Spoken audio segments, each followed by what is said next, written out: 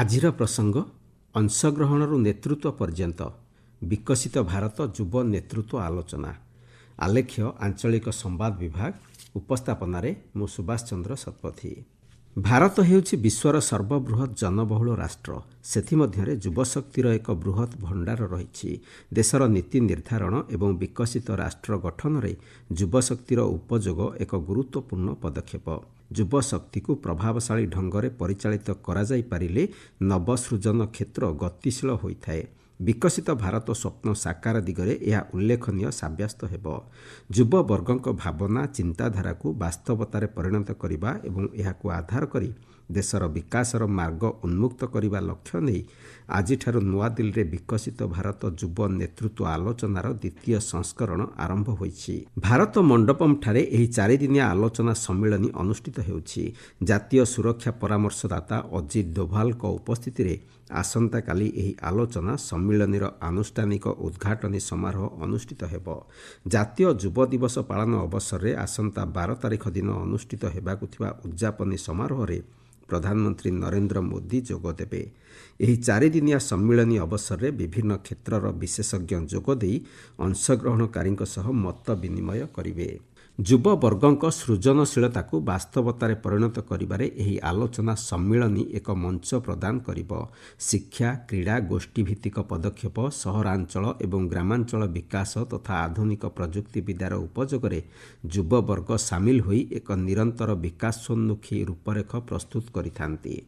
ଏହି ମଞ୍ଚ ଯୁବଗୋଷ୍ଠୀଙ୍କ ମଧ୍ୟରେ ଆତ୍ମବିଶ୍ୱାସ ସୃଷ୍ଟି କରିବା ସହିତ ନିଜ ଚିନ୍ତାଧାରାକୁ ପ୍ରତିପାଦନ କରିବା ପାଇଁ ନେତୃତ୍ୱର ପଥ ଉନ୍ମୁକ୍ତ କରିଥାଏ। ରାଜନୈତିକ ପୃଷ୍ଠଭୂମି ନଥିବା 1 ଲକ୍ଷ ଯୁବକଙ୍କୁ ସାର୍ବଜନୀନ ଜୀବନରେ ସାମିଲ କରିବା ଲକ୍ଷ୍ୟ ନେଇ ପ୍ରଧାନମନ୍ତ୍ରୀ ନରେନ୍ଦ୍ର ମୋଦିଙ୍କ ଦୃଷ୍ଟିକୋଣ ଆଧାରରେ ଏହି ଆଲୋଚନାର ପ୍ରଥମ ସଂସ୍କରଣ ଗତବର୍ଷ ଅନୁଷ୍ଠିତ ହୋଇଥିଲା।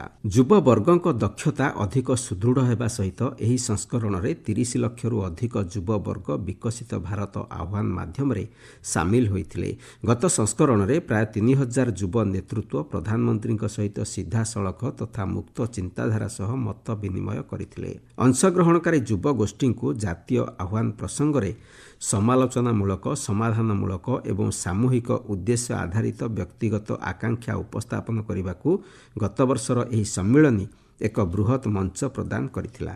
2047 ବିକଶିତ ଭାରତ ଗଠନରେ ଅଂଶୀଦାର ହେବାକୁ ଯୁବବର୍ଗଙ୍କୁ ଏହା ପ୍ରୋତ୍ସାହନ ପ୍ରଦାନ କରିଥିଲା। ସହରାଞ୍ଚଳ ତଥା ଗ୍ରାମାଞ୍ଚଳ ପୃଷ୍ଠଭୂମିର ଛାତ୍ର ତଥା ଯୁବଗୋଷ୍ଠୀ, ବୃତ୍ତିଗତ, ଉଦ୍ଭାବକ ଏବଂ ତୃଣମୂଳ ସ୍ତରର ନେତୃତ୍ୱ ଏହି ମଞ୍ଚରେ ଏକାଠି ହୋଇ ଆଲୋଚନା ମାଧ୍ୟମରେ ନିଜ ନିଜର ଚିନ୍ତାଧାରାକୁ ଉପସ୍ଥାପିତ କରିଥିଲେ। ଏହି ଆଲୋଚନା ସମ୍ମିଳନୀରେ ଅଂଶଗ୍ରହଣ କରିବା ଲାଗି ବିଭିନ୍ନ ପର୍ଯ୍ୟାୟରେ ପ୍ରତିଯୋଗିତାମାନ ଅନୁଷ୍ଠିତ ହୋଇଥିଲା।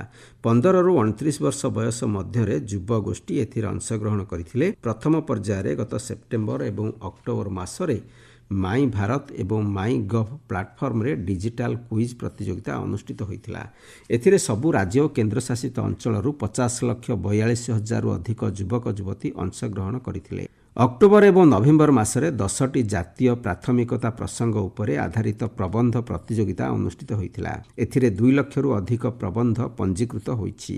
ନଭେମ୍ବର ଏବଂ ଡିସେମ୍ବର ମାସରେ ତୃତୀୟ ପର୍ଯ୍ୟାୟରେ ରାଜ୍ୟସ୍ତରୀୟ ଦୃଷ୍ଟିକୋଣ ଆଧାରିତ ଆହ୍ୱାନ ଶୀର୍ଷକ ପ୍ରତିଯୋଗିତାମାନ ଅନୁଷ୍ଠିତ ହୋଇଥିଲା। ଚଳିତ ବର୍ଷ ପ୍ରାୟ ମନୋନୀତ 3000 ଯୁବକ ଯୁବତୀ ଏହି କାର୍ଯ୍ୟକ୍ରମରେ ଅଂଶଗ୍ରହଣ କରୁଛନ୍ତି। 4 ଦିନ ଧରି ବିଭିନ୍ନ ପ୍ରସଙ୍ଗ ଭିତ୍ତିକ କାର୍ଯ୍ୟକ୍ରମ ଅନୁଷ୍ଠିତ ହେବା ନେଇ କାର୍ଯ୍ୟସୂଚୀ ସ୍ଥିର ହୋଇଛି। ମହାକାଶଚାରୀ group captain Shubhanshu Shukla, group captain Prashanth Nair, ଭାରତୀୟ ମହିଳା କ୍ରିକେଟ ଦଳର ଅଧିନାୟକ ହରମନପ୍ରୀତ କୌରଙ୍କ ସମେତ କ୍ରୀଡ଼ା ତଥା ଅନ୍ୟାନ୍ୟ କ୍ଷେତ୍ରର ବହୁ ବିଶିଷ୍ଟ ବ୍ୟକ୍ତିବିଶେଷ ଯୋଗଦେଇ ଅଂଶଗ୍ରହଣକାରୀଙ୍କ ସହ ନିଜର ଅଭିଜ୍ଞତା ବାଣ୍ଟିବେ।